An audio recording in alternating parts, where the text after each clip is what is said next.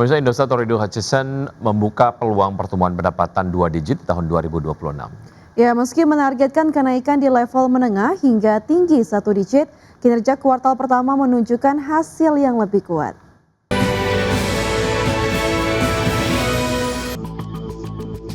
Panjang kuartal pertama 2026, Indosat mencatatkan pendapatan sebesar Rp15,22 triliun atau tumbuh 12,10% secara tahunan.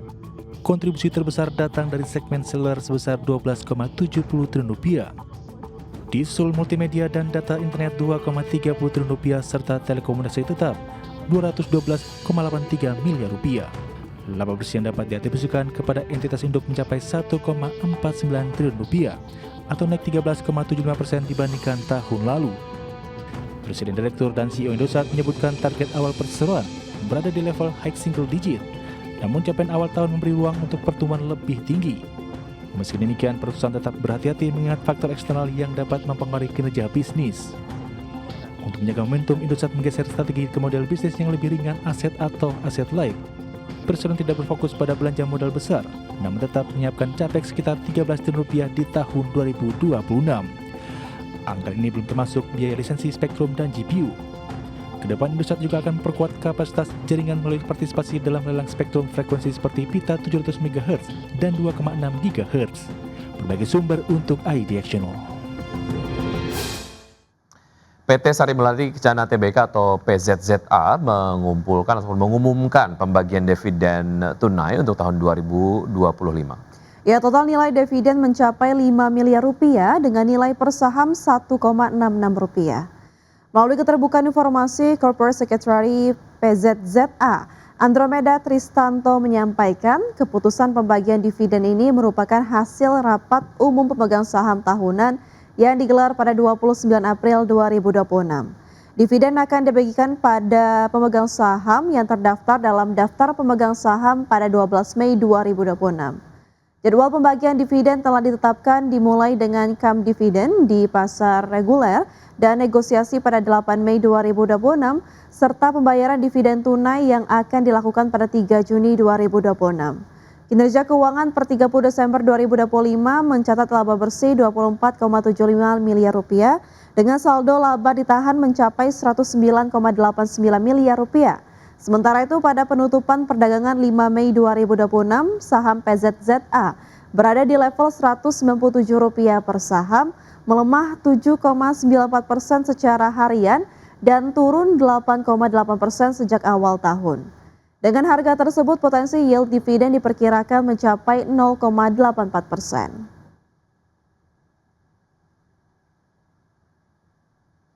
Pemirsa, di tengah kondisi indeks harga saham gabungan yang bergerak fluktuatif, sejumlah emiten mengambil langkah strategis dengan melakukan pembelian kembali saham atau buyback. Adapun emiten yang telah menjadwalkan atau sedang menjalankan aksi buyback diantaranya adalah Adaro Andalan Indonesia atau ADI dengan dana buyback hingga Rp5 triliun dan Astra International atau ASII dengan alokasi dana buyback mencapai Rp2 triliun.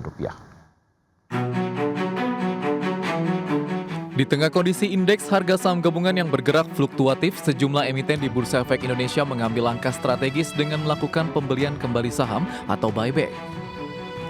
Aksi korporasi ini seringkali dianggap sebagai sinyal positif dari manajemen perusahaan. Selain untuk menjaga stabilitas harga di pasar, buyback juga mencerminkan kepercayaan diri perusahaan bahwa harga saham mereka saat ini sudah tergolong murah dibandingkan nilai fundamentalnya. Banyak emiten dari berbagai sektor mulai dari energi, perbankan hingga konsumer telah menyiapkan dana jumbo untuk menyerap saham mereka dari publik. Emiten-emiten yang menjadwalkan atau sedang menjalankan proses buyback pada bulan Mei 2026 diantaranya PT Adaro Andalan Indonesia Tbk yang menyiapkan dana fantastis hingga Rp5 triliun. Rencana buyback akan diputuskan dalam RUP ST pada 22 Mei 2026. Selanjutnya PT Astra International Tbk yang masih dalam periode buyback dengan alokasi dana mencapai Rp2 triliun dengan periode pelaksanaan hingga 15 Juni 2026. Kemudian PT Telkom Indonesia Persero Tbk yang mengumumkan rencana buyback senilai maksimal Rp1 triliun. PT United Tractors Tbk dengan nilai Rp2 triliun yang berlangsung sepanjang April hingga 30 Juni 2026. Dari sektor perbankan, BBNI masih menjalankan program pemberian kembali saham dengan estimasi dana 905,48 miliar rupiah yang berlangsung hingga Maret 2027. Selain itu, PT Mitra Keluarga Karya Sehat TBK menyiapkan 1 triliun rupiah dana buyback dengan periode pelaksanaan hingga 7 Juni 2026. Tak ketinggalan, PT Kalbe Farma TBK dengan nilai buyback 500 miliar rupiah yang berlangsung hingga Juli 2026 dan PT TBS Energi Utama TBK yang memulai buyback sejak April lalu dan akan terus berlangsung hingga tahun depan. Terkait aksi buyback saham, analis pasar modal menyebut aksi korporasi ini biasanya membawa pesan tertentu kepada para pemegang saham. Pertama, sebagai downside protection, di tengah pasar yang sedang lesu, buyback berfungsi sebagai penahan agar harga saham tidak merosot lebih dalam dan likuiditas saham di pasar tetap terjaga. Kedua, meningkatkan nilai pemegang saham ketika perusahaan membeli kembali sahamnya, jumlah saham yang beredar di publik akan berkurang. Secara teoritis, hal ini dapat meningkatkan laba per saham atau earnings per share. Meski demikian, analis mengingatkan bahwa buyback bukanlah obat mujarab untuk segala kondisi. Jika fundamental perusahaan tidak kuat, dampak buyback disebut hanya akan terasa dalam jangka pendek. Selain itu, penggunaan kas internal untuk buyback berarti mengurangi dana yang bisa digunakan perseroan untuk ekspansi bisnis di masa depan. Berbagai sumber, IDX Channel. Pemirsa, Badan Pusat Statistik mencatat pertumbuhan ekonomi Indonesia di kuartal 1 2026 mencapai 5,61%. Ya, secara tahunan pertumbuhan ekonomi ini melebihi target pemerintah yang menargetkan pertumbuhan sebesar 5,5%. Badan Pusat Statistik melaporkan pertumbuhan ekonomi Indonesia pada kuartal 1 2026 secara tahunan sebesar 5,61%. Konsumsi masyarakat masih menjadi penopang utama pertumbuhan ekonomi kuartal 1. Kinerja konsumsi rumah tangga pada periode ini utamanya didorong oleh mobilitas penduduk pada momen libur nasional dan hari besar keagamaan, yakni perayaan Nyepi dan Idul Fitri. Kepala Badan Pusat Statistik Amalia Adenigar Widya Santi menegaskan berbagai kebijakan pemerintah dalam pengendalian inflasi serta berbagai stimulus pemerintah untuk mendorong konsumsi seperti diskon tiket transportasi, pemberian THR atau gaji ke-14, serta penetapan BI rate pada level 4,75% juga turut mendorong konsumsi masyarakat. Berdasarkan besaran produk domestik bruto pada triwulan 1 2026, atas dasar harga berlaku sebesar Rp6.187,2 triliun, atas dasar harga konstan Rp3.447,7 triliun, sehingga pertumbuhan ekonomi Indonesia pada triwulan 1 2026 bila dibandingkan triwulan 1 2025 atau secara year on year tumbuh 5,61%. Sementara itu, berdasarkan besaran produk domestik bruto pada kuartal 4 tahun 2025 atas dasar harga berlaku sebesar Rp6.187,2 triliun dan atas dasar harga konstan senilai Rp3.447,7 triliun. Jakarta, Tim Liputan IDX Channel.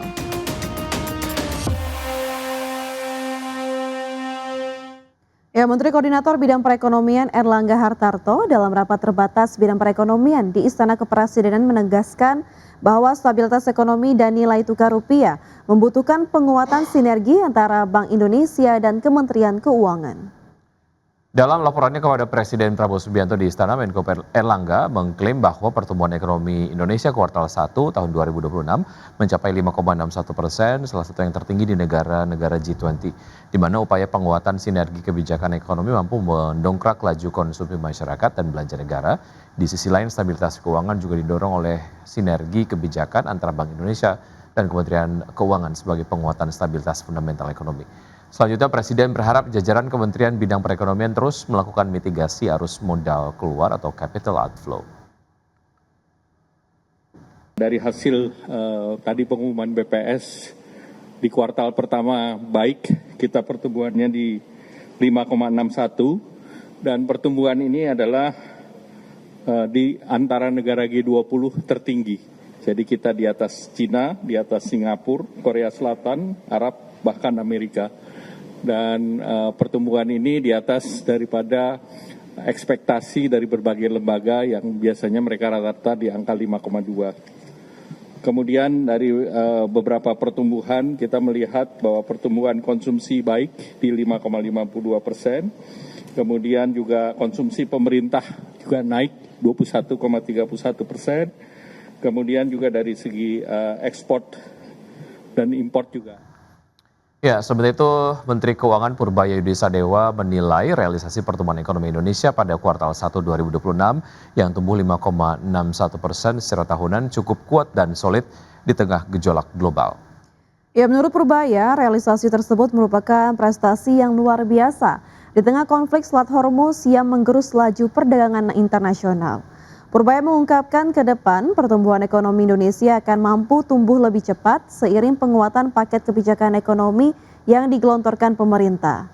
Selain itu di dalam negeri pihaknya akan mengeluarkan sejumlah insentif yang diharapkan mampu mendongkrak daya beli masyarakat. Prestasi yang luar biasa loh. Di tengah gejolak tekanan perekonomian global yang amat tidak menentu, kita masih bisa tumbuh sesuai dengan target 5,61 dan dibandingkan triwulan keempat tahun lalu kan tumbuhnya lebih cepat. Dulu 5,39, 5,61. Jadi clear sekali kita sudah bisa terlepas dari kutukan pertumbuhan 5%. Jadi ekonomi sedang bergerak ke arah yang lebih cepat lagi.